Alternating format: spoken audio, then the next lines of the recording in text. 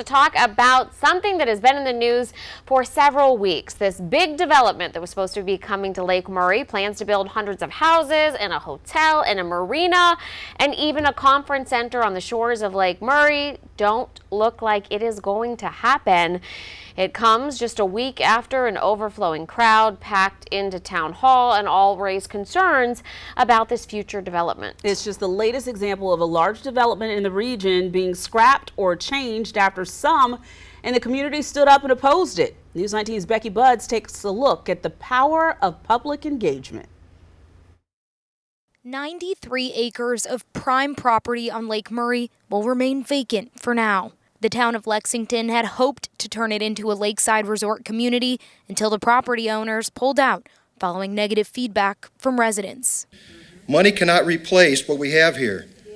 We are pushing back. Local leaders got an earful at several meetings from some who say they didn't want it, fearing congestion and other changes to the area where they live. Todd Carnes sits on the town council. Never seen that. We had that kind of public input one time around hospitality taxes.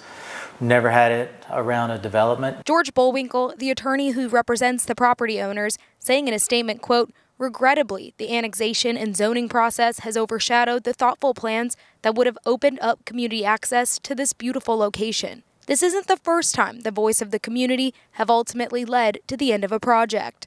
Earlier this year, community members stopped 100 homes from being built in Calhoun County. In Columbia, apartment developments along River Drive and in the Kilbourne neighborhood were scaled back after blowback from the community. For as long as I've been in the real estate industry and long before that, public opposition to new development has been a part of the process. Clemson real estate development professor Dustin Reed says resident engagement can be an important check against development that they feel isn't in their best interest. Craft areas where people want to stay and live and raise their families and work and contribute. So public input's extraordinarily important. Elected officials like Carnes say it's difficult to balance growth with residents' concerns. And so we just need to be better on the front end communication of either saying this is just a cursory draft proposal, or we need something a lot more firm before we even get it in the public sphere. Reporting in Lexington, Becky Buds, News 19 WLTX.